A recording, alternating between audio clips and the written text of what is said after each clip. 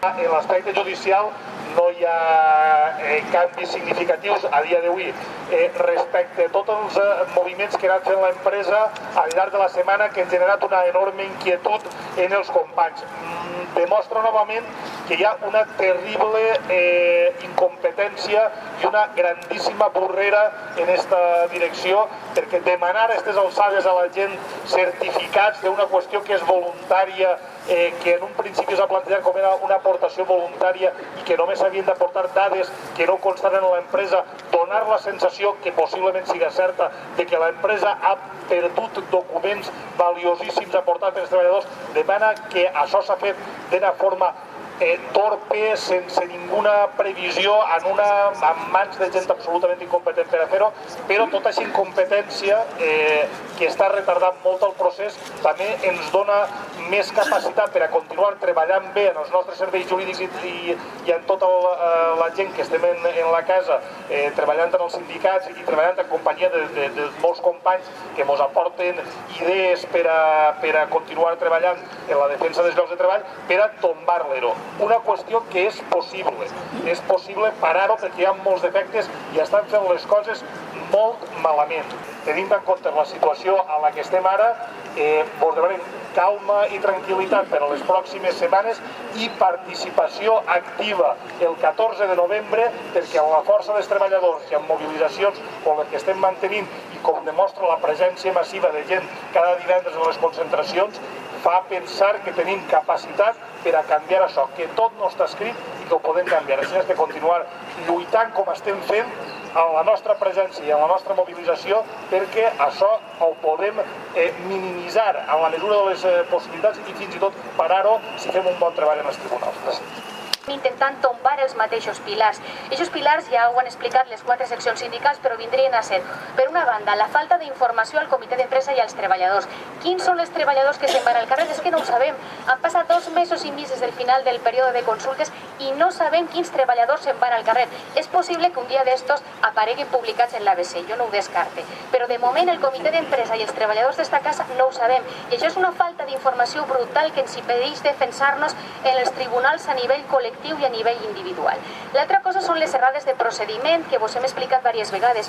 Quan començar el període de consultes, quan acabar el període de consultes, per què no es van esgotar els 30 dies previstos en la legislació, per què al comitè d'empresa no se li va donar tota la documentació que se'ns havia promès en un principi, per què no sabem quin és el cost d'externalització d'esta casa. L'altra qüestió sobre la qual giren les demandes col·lectives precisament és sobre el procés d'externalització. Esta empresa és un servei públic. És una empresa que es regula per una llei, que té una vocació social i un servici públic que ha de complir. Com va complir-lo si posem la nostra empresa en mans d'empreses privades que només es regulen pels diners?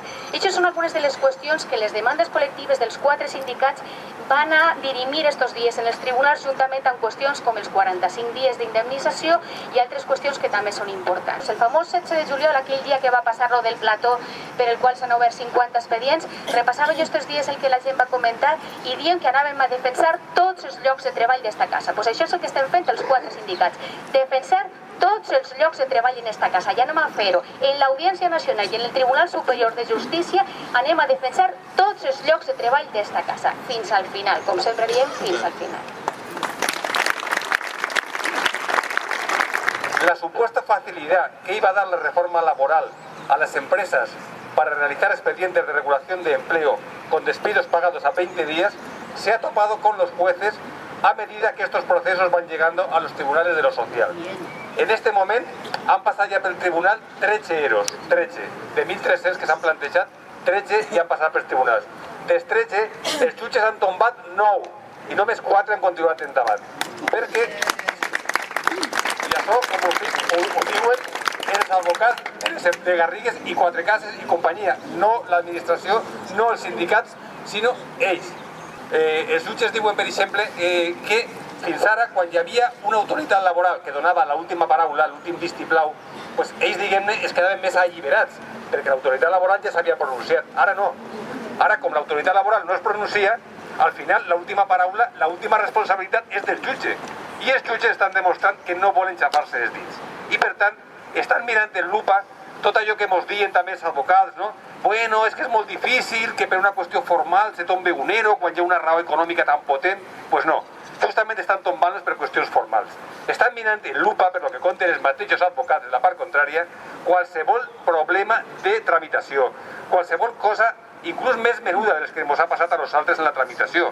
Qualsevol història de no donar-te papers, d'amagar-te papers i, sobretot, de no donar alternatives als despatxaments. Això està sent clau. Si l'empresa no ha oferit alternatives als despatxaments, els jutges estan tombant els zeros.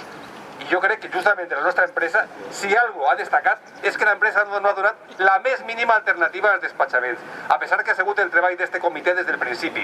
Insistir en que hi havia alternatives, en que hi havia formes de no posar gent al carrer. Ja veurem què passa amb nosaltres, evidentment no és cap garantia, però que de 13, 4 només hagin continuat endavant i 9 hagin caigut, la veritat és que es dona esperances de que la via laboral està encara millor del que podíem pensar en un primer moment. Moltes gràcies, companys, i a per ells.